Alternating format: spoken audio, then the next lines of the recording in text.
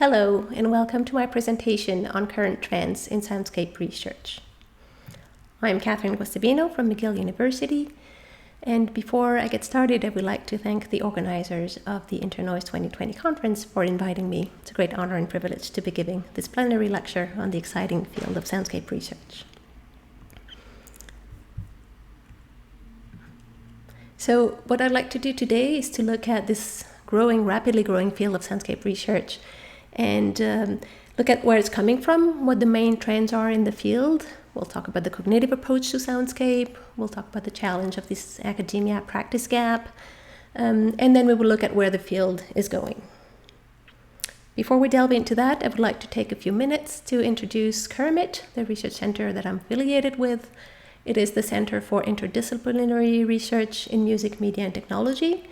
It is based at McGill, but it's an interinstitutional center, bringing together researchers from various institutions, academic institutions, but also from the industry and artistic sectors.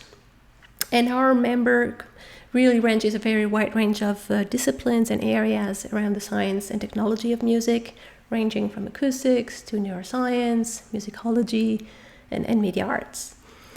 You can visit our website to get a sense of the different activities that we're organizing there. You can also see our research facilities. We have 6 shared research labs and a newly renovated multimedia room that you can see here that can be used to take the research from the lab to an actual concert venue and study it in the context of live music performance.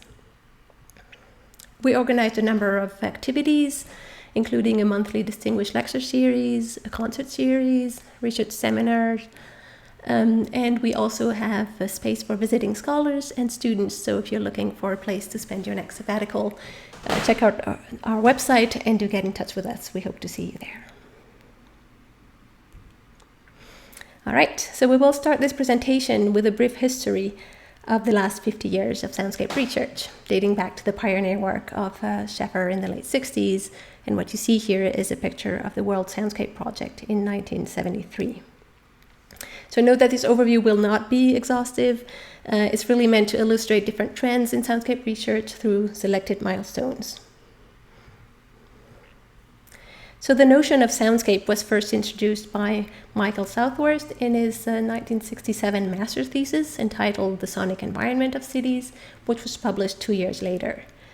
The concept of soundscape was then further fleshed out throughout the World Soundscape Project, established by Canadian composer and environmentalist R. Murray Scheffer at Simon Fraser University in British Columbia, Canada. This took place in the late 60s and early 70s, and this was really meant to be an educational and research group led by composers, and the aim was to draw attention to the rapidly changing acoustic environments in urban areas, and it really suggested a very social and cultural approach to urban sound. This movement began to expand around the world in the 90s, so long after its founding, probably due to the limitation of the noise control approach. Because around that time, despite major noise level reductions in sound sources, for example, cars or different vehicles, the number of noise complaints kept increasing, suggesting that noise level might fail to capture the experience of city users. So in 1993, the World Forum for Acoustic Ecology was founded in Canada, and it brought together associations and individuals from North America, Europe, Australia, and Japan, all engaged in the study of soundscapes, looking at the social, cultural, and ecological aspect. The journal Soundscape was founded in 1999 and has continuously published since then. And in the 90s, there were different isolated projects in different parts of the world, and they all called for a more qualitative approach to soundscape, focusing on the diversity of experience of city users in everyday situations. And this line of research really required collaboration with experts outside of the traditional fields of acoustics and engineering.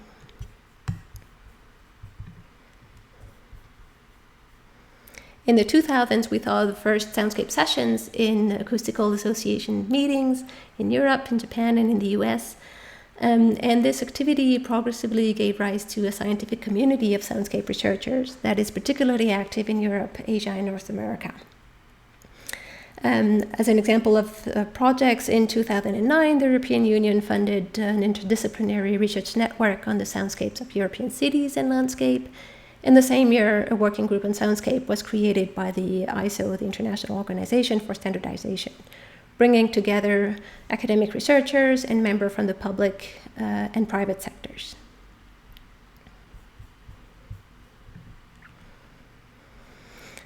In 2014, the committee issued the first ISO standards and a few others since then. And parallel to that, to the establishment of standards, the number of Soundscape publications exploded in the past decade, and several large-scale international projects developed in Europe and North America. And we're starting seeing special issues not just in the range of acoustics, in the fields of acoustics, but also in a much wider range of scholarly journals. Last year in 2019, we also had the first Urban Sound Symposium, so the first international meeting bringing together academics and practitioners around soundscape issues. This is a figure from Alita's 2018 paper looking at the explosion of the field. So this is the number of publications related to soundscape from 1997 to 2017, and the number actually, keep increasing if we were to add bars to the left of this histogram. So it is a very fast-growing field. And as it connects with other disciplines, we start seeing, many different conceptualizations across geographical regions, across disciplines, covering a wide range of research paradigms in the academic fields, and also across different fields of practice. So we see, for example, a focus traditionally, in the early days at least in Europe, on urban areas. Well, there was a lot of research in North America focusing on wilderness and preserving, for example, the soundscape of large natural reserves.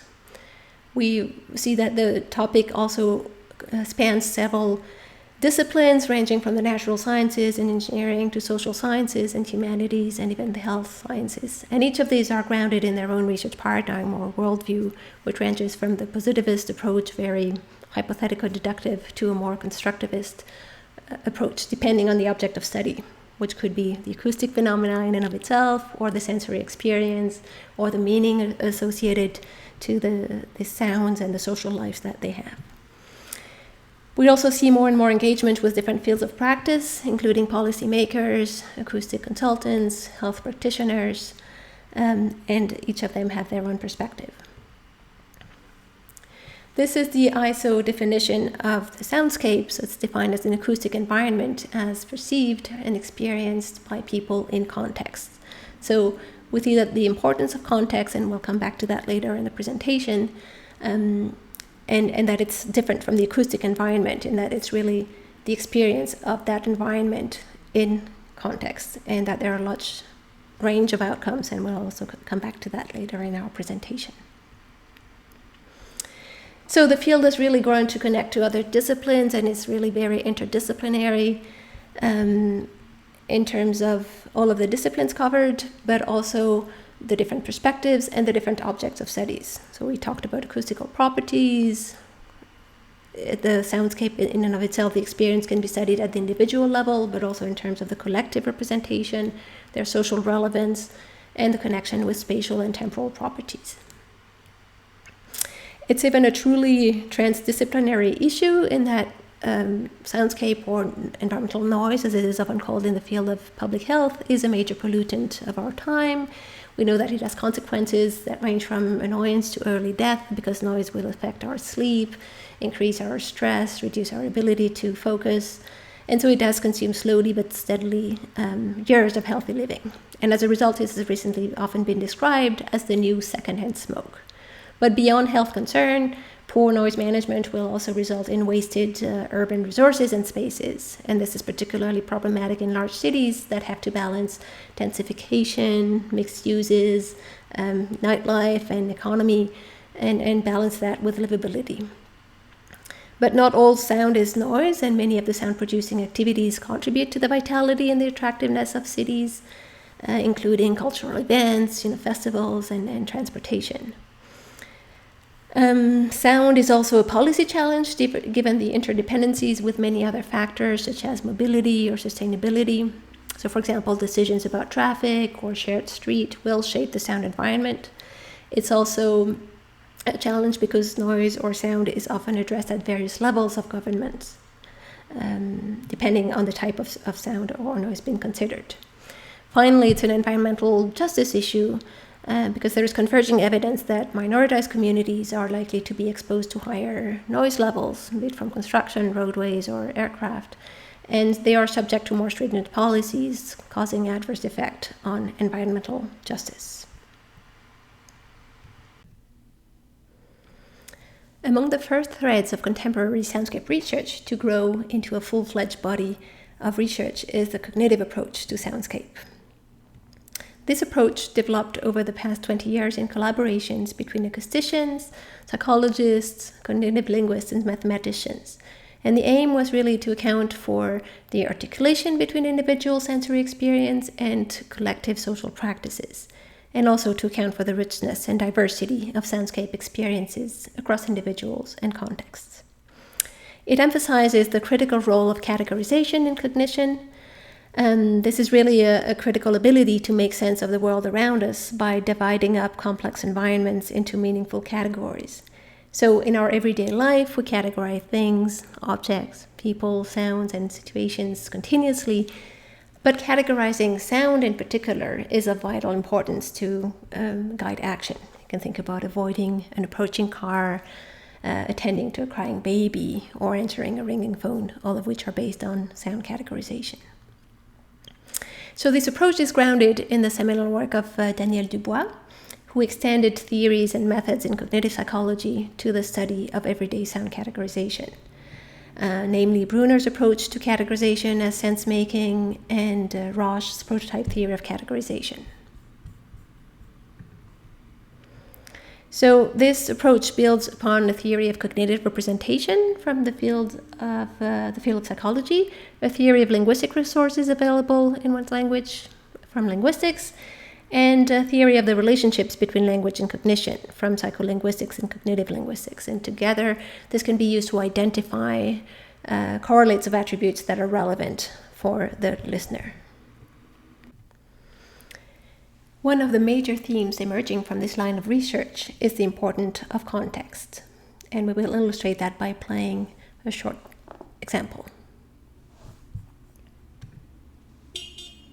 This is a familiar sound, a car honk that you've probably heard in many contexts, but we will now hear the same sound in two different contexts, and you will see that the meaning associated with it is quite different.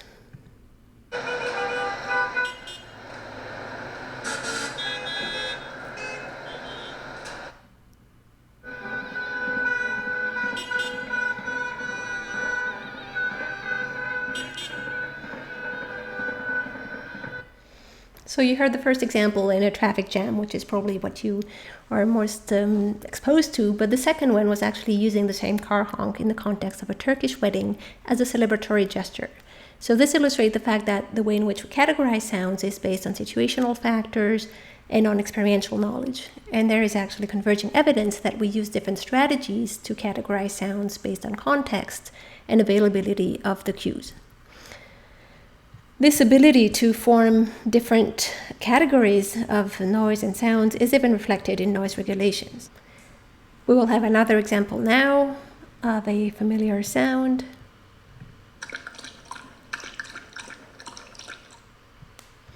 That you might have identified as all of this. So this sound could be described in terms of the agent, so probably a dog or another animal lapping water, typically in your kitchen.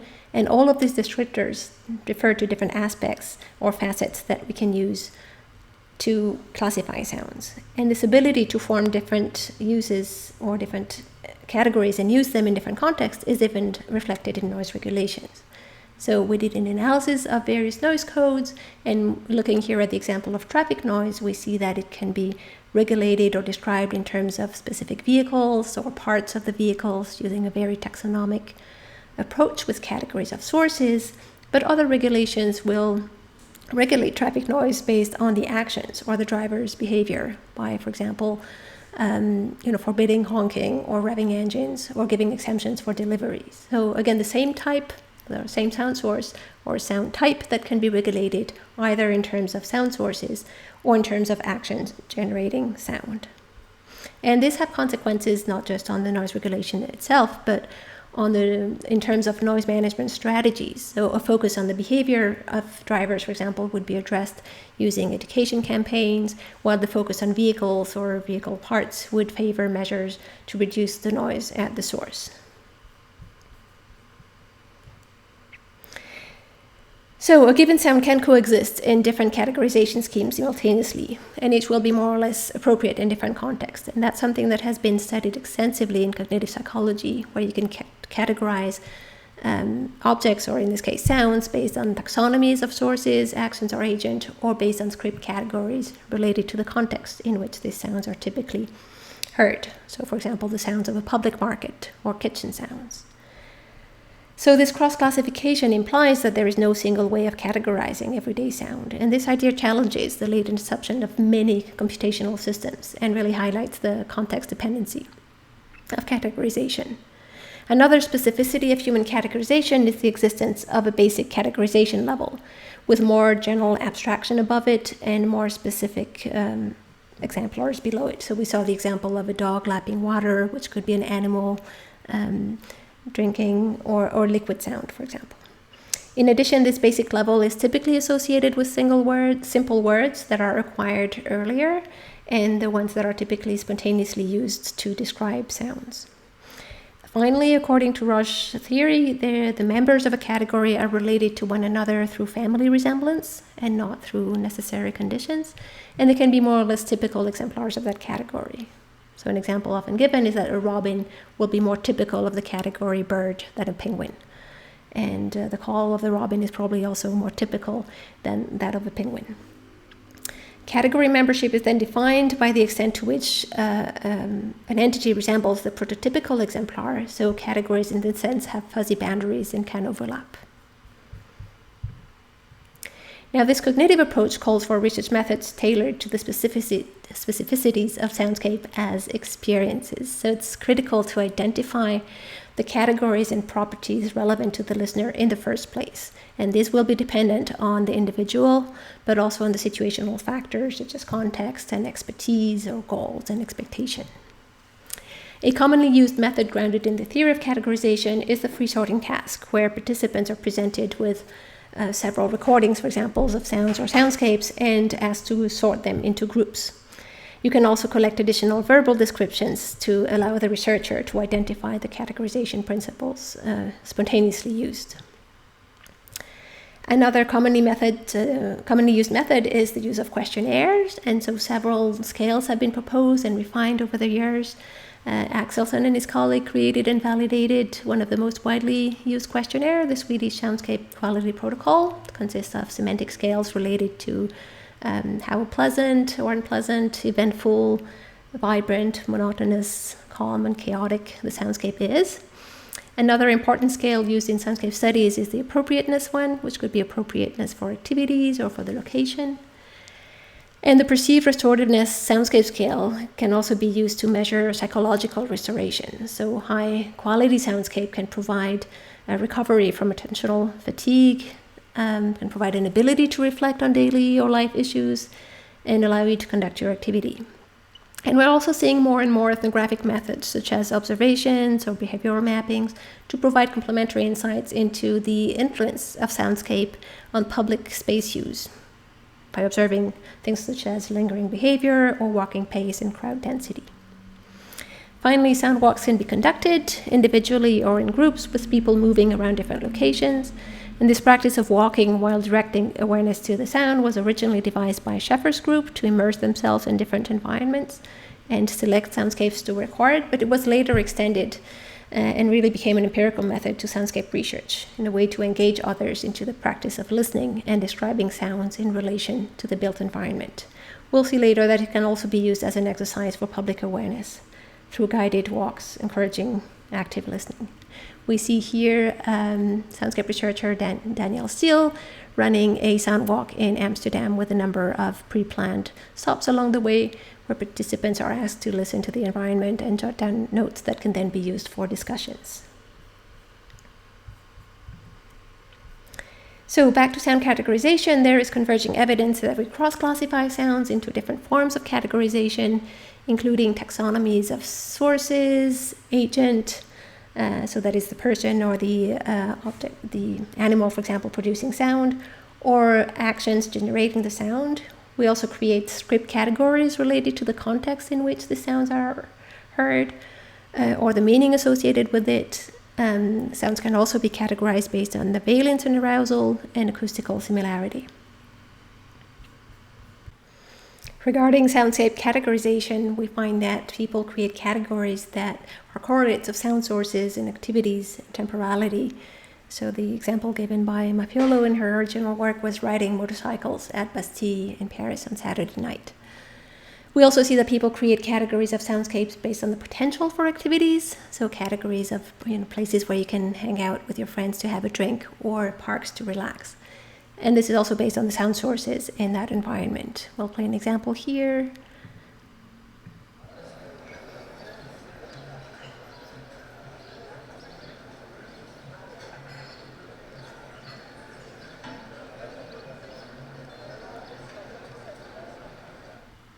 This was a sidewalk cafe district in Paris, identified as a prototype for a place to have a drink.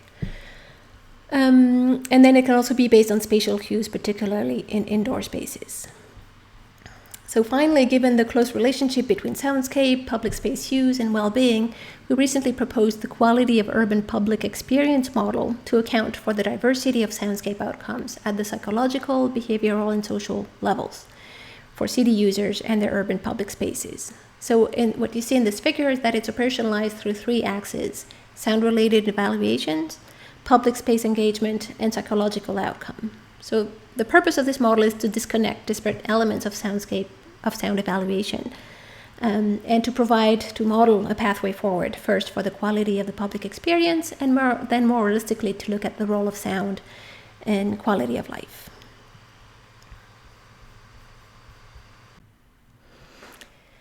A growing research area for the years to come is the gap between academic research and urban practice. Indeed, soundscape research has not yet been fully translated into design and planning principles that are clear and easy to conceptualize and implement. To reach those who make decisions about the built environment, several projects aim to engage with city makers to put into concrete the soundscape approach within a collaborative framework for decades to come. To illustrate this gap, we'll start with an interesting observation from Daniel Steele's thesis, where he basically asked urban planners and designers the extent to which they consulted academic literature for their work. And what we see here is that an overwhelming majority, 2/3 of them, do not consult them.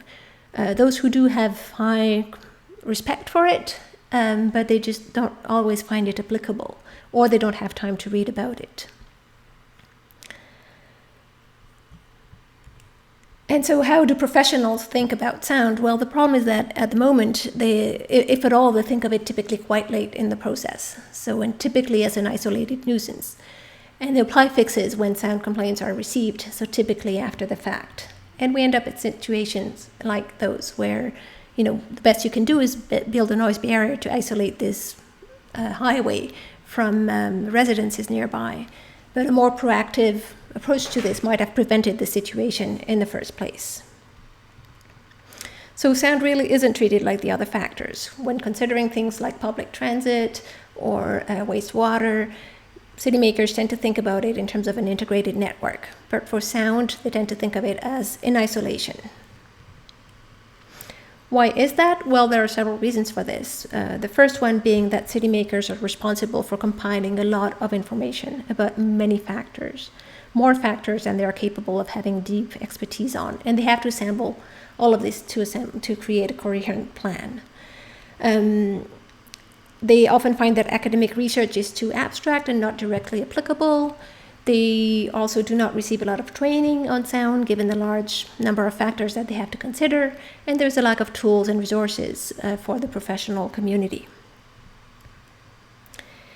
So in the context of working with sound, given limited training that they have, urban planners and designers tend to alternate between 4 conceptualizations based on the project at hand, based on their position and training. And this is again based on Steele's thesis.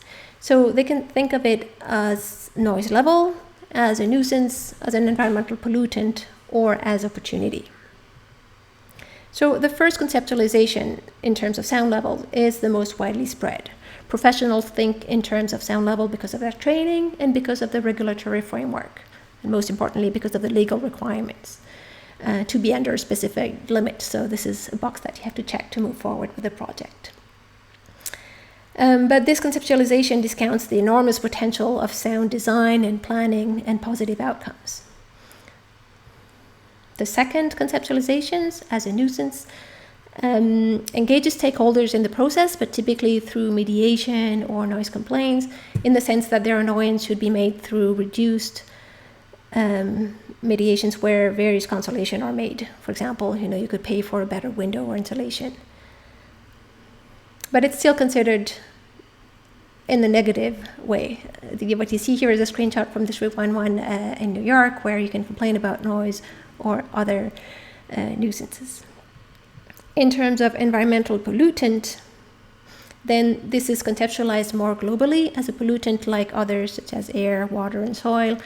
In that sense, it is stronger than the first conceptualization in that it is acknowledged that no pollution is better than being below a certain limit. And it's also understood as being somewhat interrelated with other planning factors, such as zoning. But each of these three conceptualizations have no way to deal with sounds that are assumed to have a positive aspect of people. So, for example, sounds with heritage value like church bells and other sound marks. So the fourth conceptualization of sound as opportunity, has often been suggested to be the soundscape approach. But we actually believe that for it to really be an applicability of the soundscape framework, we have to consider all four conceptualizations with an emphasis on the most suitable conceptualization that addresses the present issue. So, for example, if you're trying to prevent long-term hearing damage with festival goers, this might be related to noise levels. If you're trying to reduce the impact of construction noise through information campaign, then that would be noise as or sound as mediation.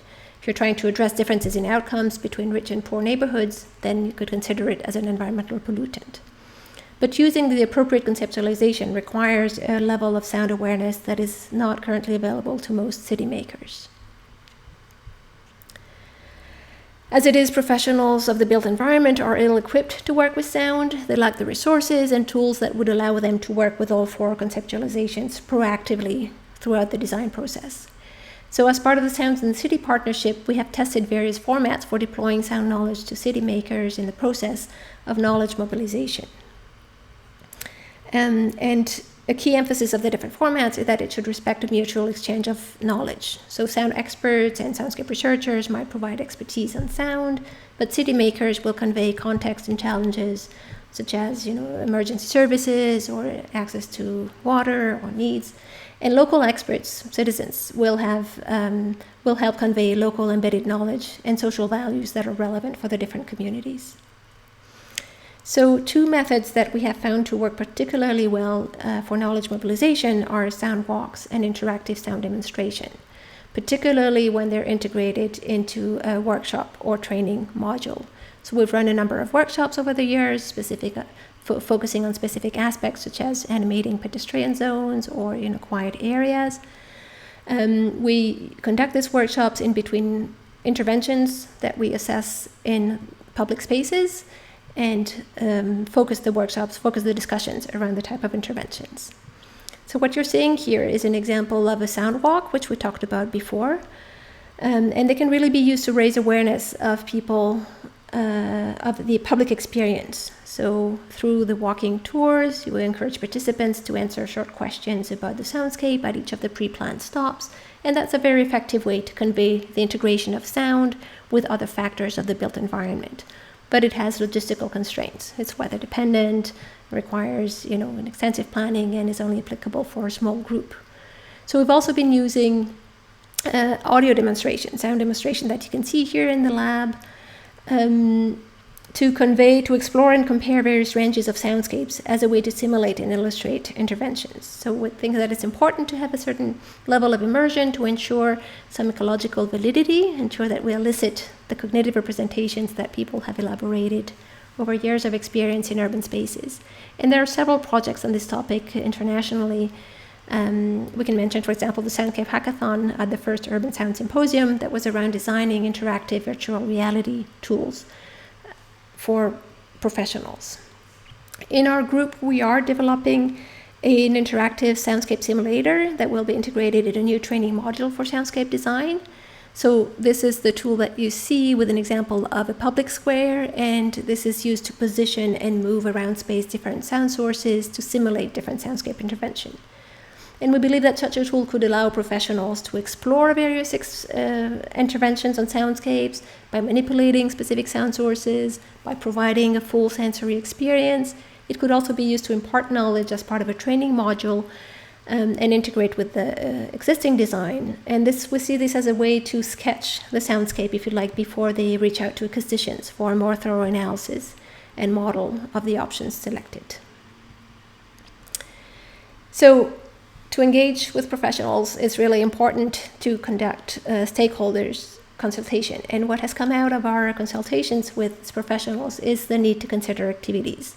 So even though urban planners or designers are not trained to work with sound, they are trained to design spaces with specific activities in mind. And so the missing link that we have found over the years is really to get them to think about activities and how the soundscape could reinforce the purpose of that space.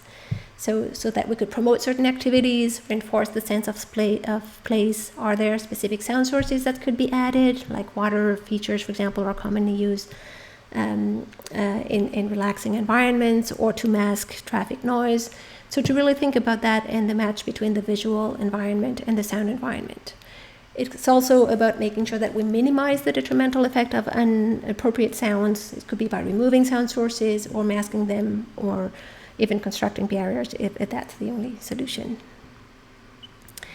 Indeed, we often see a disconnect between the visual environments and the soundscape. And I'm going to play here an example. What you see here is a very nice, quiet space in downtown Montreal with a nice heritage building here. It looks very peaceful and quiet, a nice green space, but you see that it's completely empty, so completely underused. And if we turn the sound off, you'll probably understand why. Turn the sound on, sorry.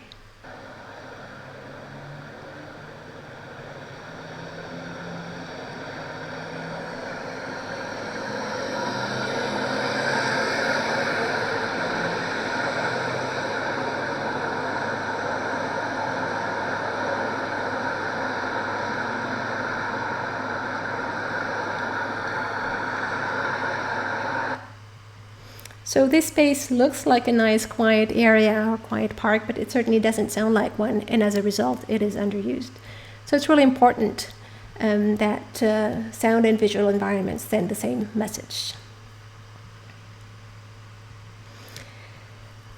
All right, this takes us to the last part of my talk about the main challenges and research agenda for the field. So while the field of soundscape research is rapidly growing, it is still under development, and several challenges have been identified.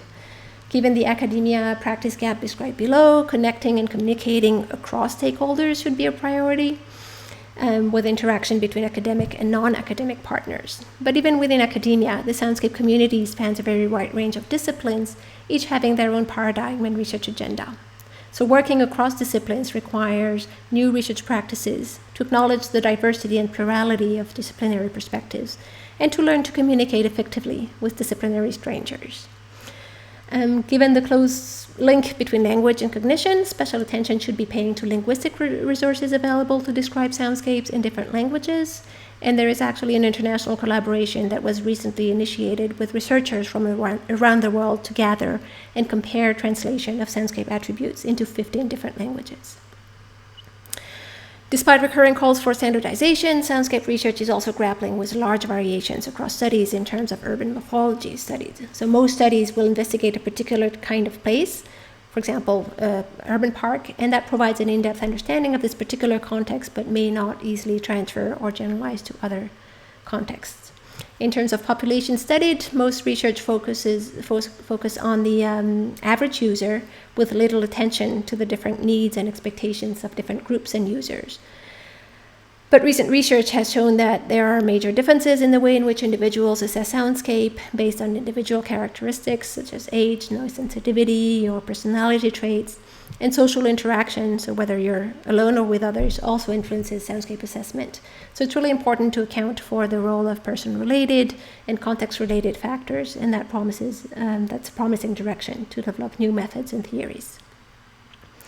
Another challenge in the research community comes from the large range of methods used to investigate soundscapes. So we've seen that we have methods ranging from controlled laboratory experiments to field studies. We also have different methodology coexisting, so quantitative approaches, qualitative approaches, sometimes action research. It's grounded in their own research paradigm. And so it seems that no single methods can capture all of the different facets or outcomes of the soundscape, and this diversity really calls for deepened interdisciplinary collaboration to establish a common ground and objectives for soundscape research to develop as a field. The other main challenge is this applicability of the framework research, which requires collaborations across disciplines, but also between academia, private, and public sectors. So we talked about the collaboration with city makers. There is also a connection to be made with policymakers in terms of managing sound. We also saw that we need new tools and resources adapted to the reality of city makers. So it's important for us as researchers to better understand the needs of these different communities of practice to make sure that our research can actually be applied to the types of problems that they have to solve on a daily basis. So we're really trying to promote this more proactive approach to soundscape management or soundscape research by integrating the research across disciplines, across stakeholders, but also in terms of applicability, making sure that it is integrated across different administrative levels of governance, across sectors, and accounting for a wide range of stakeholders. This is what we've been trying to do with the Sounds in the City partnership by bringing around the table the different parties involved in sound, including citizen groups, soundscape researchers, different groups of city makers, and the city itself to nourish creative solutions to soundscape issues around concrete interventions. So we've been using Montreal, if you like, as a living lab to test ways to improve the way in which cities sound. Going back to the research agenda for the research community, a financial principle should really be that of mutual respect for the range of stakeholders involved, given the wide range of perspectives needed. On theoretical grounds, future directions include a better understanding of the wide range of factors at play in soundscape assessment, particularly in terms of individual differences and cultural values and social forces shaping the sensory experience, as well as multisensory integration. There is also the challenge of working with a wide range of outcomes. So this requires, new methods to look at sound, and not just in the sense of positive and negative valence, but also in terms of the outcomes that it has at different levels, using, for example, the quality of public experience model. In addition, there are several research efforts focusing on new computational methods in machine listening to monitor acoustic environment using sensor network that could provide data that could inform practice. Because on practical grounds, we saw that further research is needed to tighten the link with the professional realm, particularly with urban design and planning practice. So through new tools and curriculum that should be developed to better equip them to make sound-informed decisions, and conversely for soundscape researchers to learn about the realities of professionals, to better understand how sound fits into the broader picture of a set of interrelated factors that have to be considered. The soundscape community also needs to work closely with professionals in acoustics to make best use of their perspective and technical expertise in urban sound-related inquiry, because this is an area that is poised to grow in the next decade. Soundscape research also has the potential to inform a new generation of regulations on sound and sound-related factors, such as mobility, sustainability. And current noise policy often limits sound to nuisance or pollution and rely extensively on sound level measurement, with little considerations of the context in which soundscapes are experienced, or the meanings and values associated, and the interdependencies with other factors. So we believe that future directions include developing new sets of indicators, new tools, and new policies to represent, assess, and address a wider range of expectations of diverse stakeholders. This concludes my presentation. I would like to take a minute to thank all the members of my teams and collaborators and the funding agencies for this line of research, and I'd be happy to take any questions you might have.